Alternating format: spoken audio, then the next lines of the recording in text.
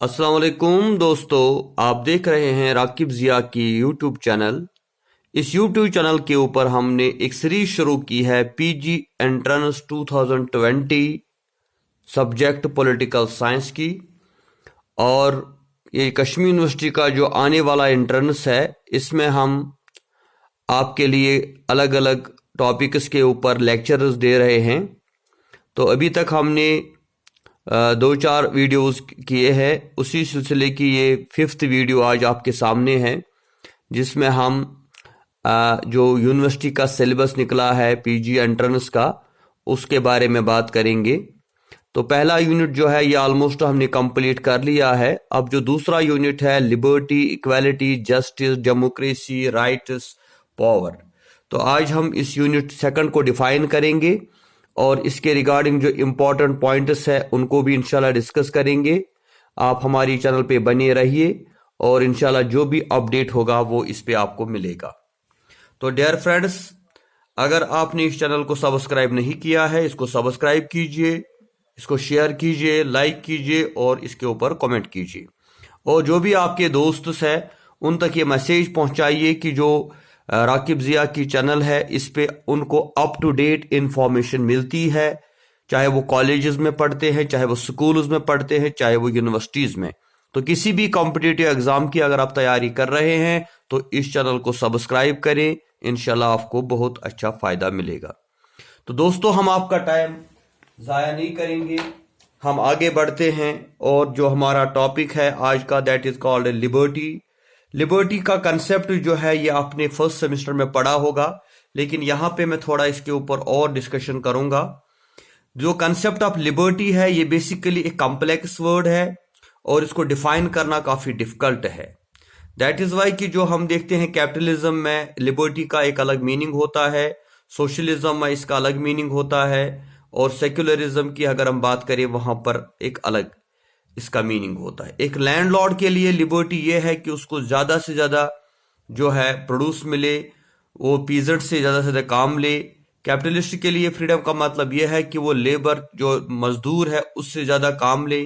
एक इंटेलेक्चुअल के लिए लिबर्टी का मतलब यह है कि उसको freedom of thought, freedom of expression मिले। और एक स्पिरिचुअल पर्सनैलिटी के लिए लिबर्टी यह है कि उसको इस परेशानी से, इस दुनिया की परेशानी से आजादी मिले। तो लिबर्टी एक ऐसा वर्ड है जिसको हर एक ने अपने तरीके से डिफाइन किया है। बट हम देखेंगे कि हमारे जो पॉलिटिकल फिलोसफर्स है उन्होंने इसके बारे में क्या बोला है। पहले हम बात करेंगे लिबर्टी टर्म जो है, basically it has been derived from Latin word liber, जिसका मतलब होता है फ्रीडम। और फ्रीडम के दो मायने होते हैं, एक होता है लिमिटेड फ्रीडम और दूसरा होता है अनलिमिटेड फ्रीडम। लेकिन जब हम लिबर्टी के वर्ड को डिफाइन करते हैं तो नॉर्मली इसका मतलब यही होता है कि it should be limited, it should be controlled, it should be restrained. वो आगे हम देखेंगे पॉजिटिव और लिबर्टी का मतलब। लेकिन यहाँ पे कुछ इंपॉर्टेंट डेफिनेशन है जो हम आपके साथ शेयर करेंगे, जो एग्जामिनेशन पॉइंट ऑफ व्यू से इंपॉर्टेंट है। हॉब्स की एक डेफिनेशन है यहाँ पे, man are free in all those matters upon which the law is silent. इंसान जो होता है उसको हर जगह आज़ादी मिलती है जहां पर लॉ साइलेंट होता है। मतलब हम क्या खाएं, क्या पिएं, हमारी सोच क्या है, हम किस प्रोफेशन को चूज करते हैं, इसके बारे में हमें आज़ादी होती है। यानी एक लिमिटेड फ्रीडम, जिसको जेएस मिल ने कहा था self regarding action. Professor Seeley की डेफिनेशन है, liberty is the absence of all restraints. Law की अच्छी एक डेफिनेशन है, where there is no law there is no freedom. Gandhi ने कहा था, liberty does not mean the absence of restraint but it lies in the development of liberty. Green ने कहा था, liberty consists in doing something which is worth doing. John Seeley ने कहा था, liberty is opposite of our government. इसी तरह बहुत सारी डेफिनेशन जिसके ऊपर है। तो ये कुछ इंपॉर्टेंट डेफिनेशन है जिनको हमने यहाँ पे डिफाइन किया। अब इसके बाद हम देखते हैं लास्की की एक डेफिनेशन है, I have no right to eat cake if my neighbour because of that right is compelled to go without bread. Rousseau की एक डेफिनेशन है, a man is free under the restraint of law because such restraints are self imposed. तो इन definition से ये पता लगता है, हम इस कंक्लूजन पे आते हैं कि जो लिबर्टी है ये बेसिकली एक लिमिटेड कंसेप्ट होता है। जैसे यहाँ पे जेएस मिल की हम बात करें, उसने कहा था state must not interfere in self regarding action of the individual, क्योंकि जेएस मिल जो है वो सेल्फ रिगार्डिंग एक्शन और इंडिविजुअल लिबर्टी के बारे में बोलता है और उसको चैंपियन ऑफ लिबर्टी भी कहा जाता है। तो दैट इज वाई ये जो डेफिनेशन हमने बात की, तो इसमें हम इस कंक्लूजन पे आते हैं कि लिबर्टी का मतलब होता है limited, restricted and controlled freedom. अगर हम इवोल्यूशन की बात करें, जो लिबर्टी का कंसेप्ट है इसका काफ़ी इवोल्यूशन है, कौन से स्टेप सब इसमें आए हैं, डिफरेंट फिलासफर्स ने अपना ओपिनियन दिया है। हम अगर हॉब्स की बात करते हैं तो स्टेट ऑफ नेचर में हॉब्स ने कहा था कि इंडिविजुअल जो था वो अनलिमिटेड फ्रीडम एंजॉय करता था और उसको कोई कंट्रोल करने वाला नहीं था। दैट इज़ वाई कि वहाँ पे लॉलेसनेस थी, कंप्लीट लॉलेसनेस थी। एक इंसान की लाइफ, एक इंसान की प्रॉपर्टी जो थी वो खतरे में थी। जबकि अगर हम जॉन लॉक की बात करते हैं तो जॉन लॉक ने बेसिकली कहा था कि ऐसा कुछ नहीं था। In the state of nature जो था, ह्यूमन बींग्स वहाँ पे 3 टाइप्स ऑफ लिबर्टीज एंजॉय करते थे, जिसको हम right to life, right to liberty, right to freedom कहते हैं। तो राइट टू प्रॉपर्टी भी वहाँ पे था। तो ऐसा कुछ नहीं था कि वहाँ पे लॉलेसनेस थी, इंडिविजुअल को वहाँ पे लिमिटेड फ्रीडम थी और वो दूसरे के राइट का भी ख्याल रखता था। तो इस तरह जो लिबर्टी है इसको हर एक दौर में हर एक इंसान ने अपने अपने तरीके से डिफाइन किया है। तो इसमें हम ज़्यादा डिटेल में नहीं जाएंगे, हम डायरेक्टली आते हैं जो इसका जेएस मिल का जो कंसेप्ट है। तो जेएस मिल को हम कहते हैं champion of liberty, on liberty उसकी एक बुक भी है, क्योंकि जब भी हम लिबर्टी के बारे में बात करेंगे तो जेएस मिल का कंट्रीब्यूशन हमें याद रखना चाहिए। So the liberty not to have one's individual opinion expressed but collective decisions. तो Mill's view on liberty are based on his understanding of utility. Mill का जो कंसेप्ट है वो बेसिकली यूटिलिटी के मुताबिक बोलता है। In the largest sense ground on the permanent interest of man as a progressive, he says on liberty, यानी उसका एसे जो है, essay on liberty seeks to protect individual liberty from the interference of state and society.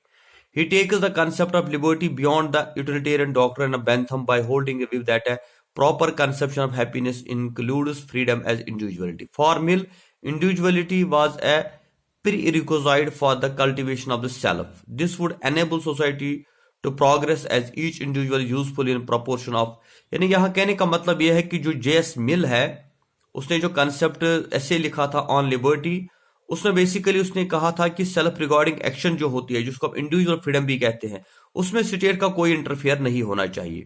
हाँ, जो other regarding action है जिससे दूसरे को फर्क पड़ता है, उसमें कंट्रोल की जरूरत है। तो उसके बाद हम आते हैं negative and positive aspect of liberty.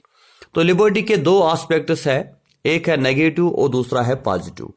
तो जब हम बात करते हैं नेगेटिव कंसेप्ट ऑफ लिबर्टी की, तो that means liberty negative liberty means absence of all restrictions. It implies the absence of restraints and maximum freedom of action. It further implies that the individual must be left alone to live his life as he desires without interference. Every law of the state is merely an encouragement upon liberty of the man. Thus, the state must only hinder the hindrance and limit it to the minimum negative functions. यानी negative liberty में जो कहा गया था कि state जो है वो एक इंडिविजुअल की लिबर्टी को किल करता है, मार देता है, और ज्यादा इंटरफेरेंस अगर एक इंडिविजुअल की लाइफ में होता है तो उससे कोई लिबर्टी का मतलब नहीं निकलता। लिबर्टी का मतलब है कि मैक्सिमम फ्रीडम जो है एक इंडिविजुअल को मिलनी चाहिए और मिनिमम इंटरफेरेंस होना चाहिए, चाहे वो लिबर्टी ऑफ थॉट हो, एक्सप्रेशन हो, बिलीफ हो। जैसे आजकल हम वेस्टर्न कंट्रीज में जब हम लिबर्टी की हम बात करते हैं तो वो बेसिकली इसी चीज की बात करते हैं, डिमांड करते हैं कि एक इंडिविजुअल को जो है पूरी आज़ादी होनी चाहिए, उसके प्रोफेशन के रिगार्डिंग, उसके ड्रेस के रिगार्डिंग, उसके खाने पीने के रिगार्डिंग, उसके रिलीजन के रिगार्डिंग। इवन आप देखते हैं कि वेस्टर्न कंट्रीज में आजकल जो है लिविंग रिलेशनशिप का कंसेप्ट है और अपनी मर्जी से जिंदगी गुजारने का कंसेप्ट है, या वहाँ पे अब जो है मैरिजेस का भी जो है परमानेंट मैरिज सिस्टम भी वहाँ पे ख़त्म हो चुका है। और इस तरह से हम देखते हैं कि वहाँ इंडिविजुअल चाहता है कि उसको बहुत ज़्यादा फ्रीडम मिले और स्टेट ज़्यादा इंटरफेयर उसके मामले में ना करे, कोई रेस्ट्रिक्शन उसके ऊपर ना लगा दे। लेकिन कभी कभी ये जो negative liberty can be dangerous, क्योंकि अगर हम एक इंसान को जो है कंप्लीट फ्रीडम देंगे तो उस सिचुएशन में क्या होगा, माइट इज राइट का भी कंसेप्ट हो सकता है और एक इंडिविजुअल दूसरे इंसान की इंडिविजुअल को भी छीन सकता है।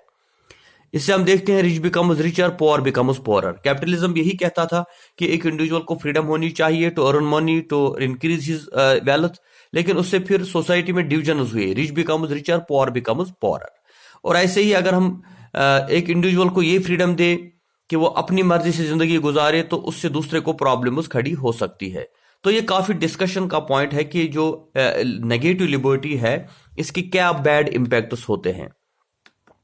क्योंकि नेगेटिव लिबर्टी को अगर हम कंक्लूड करते हैं तो that means liberty is the absence of restrictions, individual is rational and knows his best interest, state comes into picture only if one's liberty clashes with another, no connection between liberty and equality, democracy no guarantee of liberty, individual's freedom is reduced with the growth of state activities, that government is best which governs least, open competition is the best means for development, the protection policy of the government is not right, political and civil liberty is more important than economic liberty। यानी ये चीज कुछ ऐसे points हैं जो negative liberty में बोले गए थे।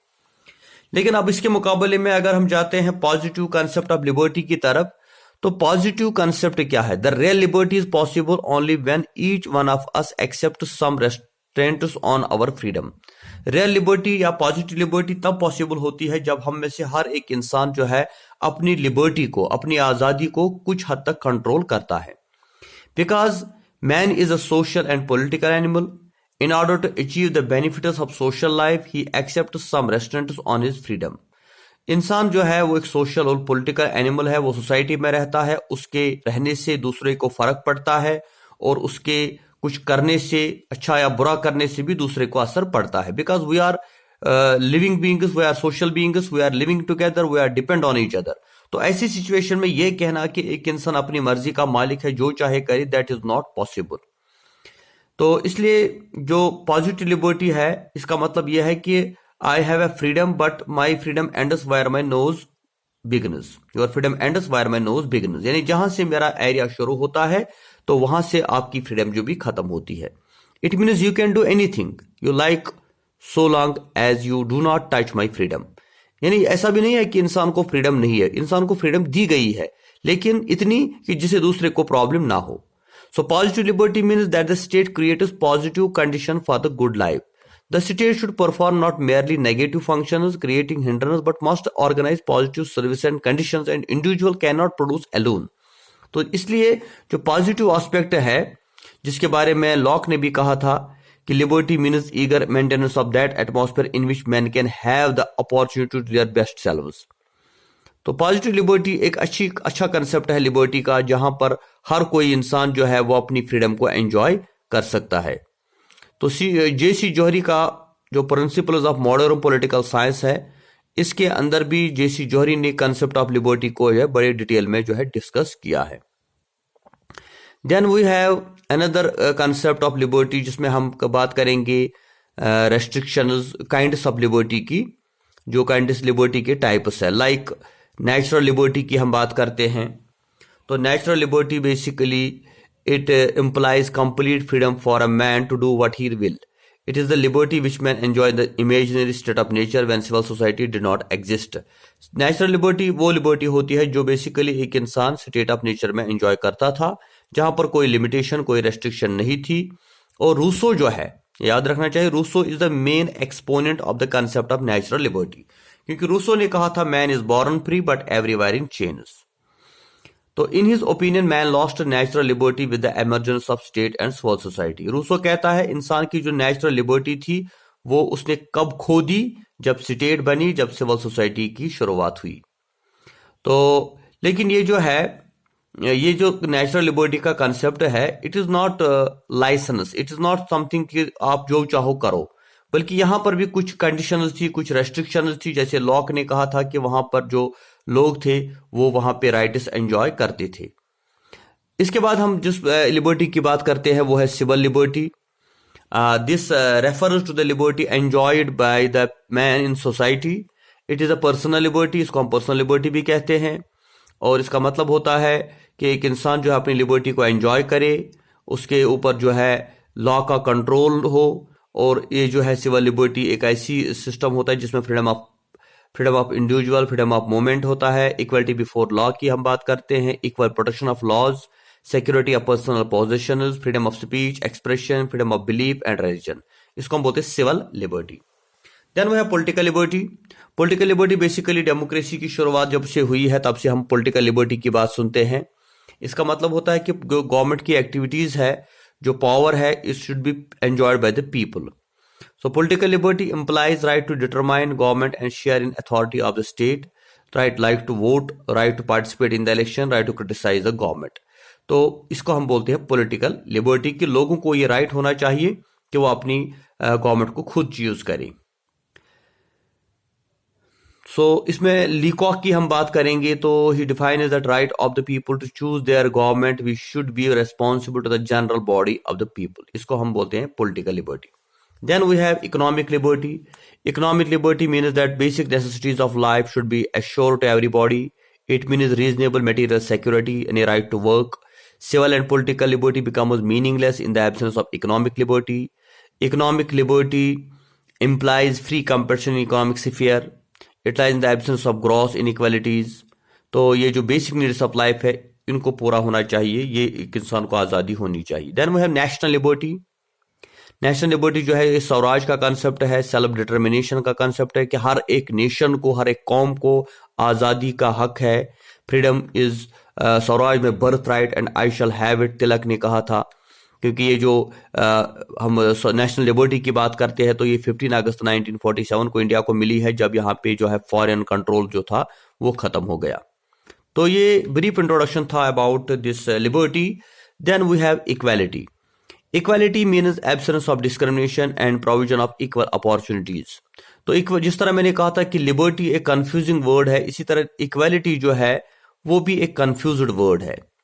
और आप देखेंगे हैरान हो जाएंगे, जो प्लेटो था, एरिस्टोटल जो था, उन्होंने इनइक्वालिटी को सपोर्ट किया, न कि इक्वालिटी को। क्योंकि अगर हम प्लेटो की बात करते हैं तो प्लेटो ने कहा था कि सब इंसान एक जैसे नहीं होते, कुछ ऐसे होते हैं जो हाईली इंटेलिजेंट होते हैं तो उनको रूलिंग क्लास में जाना चाहिए, कुछ थोड़ा कम होते हैं तो उनको आर्मी क्लास में जाना चाहिए, और कुछ कुछ कुछ जो ऐसे हैं जिनमें रीजन की बहुत कमी होती है तो उनको जो है बिजनेस क्लास में जाना चाहिए। तो इसी तरह से हम अगर एरिस्टोटल की बात करते हैं तो उसने मास्टर और स्लेव का कंसेप्ट दिया था, उसने स्लेवरी को जस्टिफाई किया था। और इसी तरह बहुत सारे और भी ग्रेट फिलोसफर्स हैं जो इक्वालिटी को नहीं मानते, जिनका कहना यह है कि सब इंसान एक जैसे नहीं हो सकते। लेकिन मॉडर्न टाइम में अगर हम बात करें तो इक्वालिटी बहुत ही पॉपुलर टर्म है, पॉपुलर कंसेप्ट है और एक पॉपुलर आइडिया है जिसके ऊपर लोग बात करते हैं। क्योंकि इक्वालिटी जो है इसकी ज़रूरत हर जगह है। हम देखते हैं कास्ट के नाम पे, कल्चर के नाम पे, रिलीजन के नाम पे, लैंग्वेज के नाम पे, सेक्स के नाम पे काफ़ी ज़्यादा डिस्क्रिमिनेशंस है, लोगों को डिस्क्रिमिनेट किया जाता है। तो इन डिस्क्रिमिनेशंस को रिमूव करने के लिए हमें इक्वालिटी के कंसेप्ट को जो है लाना ज़रूरी है। लेकिन इक्वलिटी जो है ये भी एक कंफ्यूज्ड वर्ड है, क्योंकि जिस चीज़ को हम इक्वलिटी कहते हैं उस चीज़ को दूसरे लोग इनइक्वलिटी मानते हैं। जैसे हम रिजर्वेशन की बात करते हैं, हम कहते हैं कि जो SC ST OBC है या जो लोअर कास्ट वाले लोग हैं इनको रिजर्वेशन मिलनी चाहिए, इनको स्पेशल स्टेटस मिलना चाहिए। लेकिन दूसरे साइड से जो ओपन कैटेगरी के लोग हैं वो इस चीज़ को डिस्क्रिमिनेशन मानते हैं, वो इस चीज़ को इनइक्वलिटी मानते हैं। ऐसे ही हम रिजर्वेशन की बात करते हैं फॉर वुमेन इन लोकसभा, इन राज्यसभा, तो उसके ऊपर भी लोग आवाज उठाते हैं कि सेक्स की बेस पे किसी को रिजर्वेशन नहीं मिलना चाहिए, all human beings are equal whether they are male और फीमेल। तो इस तरह जो है इक्वलिटी को डिफाइन करने के लिए हम रूसो की यहाँ बात करेंगे। रूसो ने एक अच्छी डेफिनेशन दी है, that is man are equal by law not by nature. वो कहता है कि इंसान नेचुरली जो है इक्वल नहीं होते, बल्कि कानून जो है, लॉ जो है, उनको इक्वल ट्रीट करता है। ऐसे ही एक और डेफिनेशन हमारे पास है लॉर्ड एक्शन की, liberty and equality are anti ethical to each other. क्योंकि अगर हम लिबर्टी और इक्वलिटी को मिलाते हैं तो हमें अपोजिशन मिलता है, क्योंकि लिबर्टी का मतलब है सबको फ्रीडम देना, लेकिन इक्वलिटी में हम क्या करते हैं, हम इसमें एक को स्टेटस देते हैं दूसरे को नहीं देते हैं, या एक को रिजर्वेशन देते हैं दूसरे को नहीं देते। तो इस तरह जो है इक्वलिटी भी एक कंफ्यूज्ड वर्ड है। बट अगर हम इसके टाइप्स की हम बात करेंगे कि जो इक्वलिटी है उसमें जो इम्पोर्टेंट बातें बोली गई थी, उसमें नेगेटिव और पॉजिटिव की पहले बात आती है। पॉजिटिव व्यू ऑफ इक्वालिटी अगर हम देखेंगे तो the positive meaning of equality is that there should be provision of adequate opportunities, which however does not mean that there should be equal opportunities. As Losky says, in the modern world, broadly speaking, opportunity is a matter of parental circumstances. What actually is meant for provision of adequate opportunity, that it is the state's responsibility to provide suitable opportunity for all students without any discrimination, in order that the individual may fully develop their intelligence. No student should be restricted on the achieving his ambition if he has the required capabilities. So positive aspect of equality prefers equality of environment in which all people could have access to minimum basic needs and have equal opportunity to develop themselves without discrimination. So ये जो equality है, इसमें जो दूसरा aspect हम देखते हैं, that is called negative aspect, जिसमें हम कहते हैं कि that there should not be any special privilege of any kind. No one should be suffer any kind of social and political disability, and on his birth, wealth and creed. So all people should be equal in all senses and all areas. They consider all men as similar in basic features of life. तो ये equality का जो है, ये इसका मतलब same या identical नहीं होता। तो इसका बेसिकली मकसद जो है वो ये है कि हम सब लोगों को इक्वल ट्रीट करें। लेकिन नेगेटिव एस्पेक्ट में बोला गया है कि हमें किसी भी किस्म की कोई डिस्क्रिमिनेशन नहीं करनी चाहिए, हमें सब लोगों को एक जैसा मानना चाहिए, जो पॉसिबल नहीं होता, क्योंकि हम एक एजुकेटेड और इलिटरेट को इक्वल नहीं मान सकते, हम एक प्रोफेसर और एक कॉमन मैन को भी इक्वल ट्रीट नहीं कर सकते, और इवन हम एक फिजिकली हैंडीकैप और फिजिकली फिट को भी इक्वल ट्रीट नहीं कर सकते, उनको अलग अलग रिजर्वेशन देनी है। अर्नोल्ड है जिसने एक किताब से लिखा था लेक्चर ऑन इक्वालिटी, तो उसके में भी इक्वालिटी के ऊपर उसने काफी डिस्कशन किया है। Then we have different aspect, social perspective, liberal perspective. Liberalism में अलग इक्वालिटी का कंसेप्ट था, सोशलिज्म में अलग था। तो ये डिफरेंट पर्सपेक्टिव्स है, उनकी तरफ हम नहीं जाएंगे, हम डायरेक्टली जाते हैं टाइप्स ऑफ इक्वालिटी। तो नेचुरल इक्वालिटी की अगर हम बात करें, so nature has made all man equal. In ancient times the stoics Greece Roman think like Polybius, उनका ये कहना था कि natural inequality as advanced by Plato and equal according to law of nature. जैसे प्लेटो और Aristotle की हमने बात की, तो वो कहते हैं बेसिकली ये जो नेचुरल इक्वालिटी है वो सही है, इन गॉड ने सबको एक जैसा नहीं बनाया, किसी को अच्छा बनाया, किसी को ब्लैक बनाया, किसी को व्हाइट बनाया, किसी को इंटेलिजेंट बनाया, किसी को डल बनाया, किसी को ज्यादा नॉलेज दी, किसी को कम नॉलेज दी। तो हमें उसी के बेस पे लोगों को ट्रीट करना चाहिए। Then we have social equality, जिसका मतलब होता है equal facilities for all members of society without in discrimination on the base of religion, caste, colour, sex. There can be no social equality in community based on caste distinction. In our country, social equality, social looks down upon certain people who are low castes. जो हमारी society में lower caste upper caste का concept है, या south Africa में हमने देखा था कि जो 92 तक वहां पर जो ब्लैक कलर के लोग थे उनको वहां पे इक्वल स्टेटस नहीं मिलता था, या आज भी हम अमेरिका के एक डेवलप्ड कंट्री के अंदर भी हम रेस या कलर की डिस्क्रिमिनेशन को देखते हैं। तो इस चीज को मिटाने का नाम है social equality. Then we have legal equality. It means all the citizens enjoy equal rights. It implies that there should be equal treatment, equality before law, कानून के सामने सब बराबर है। और अगर कोई मर्डर करता है, चोरी करता है, तो उसमें किसी किस्म का अमीर और गरीब का फर्क नहीं होना चाहिए।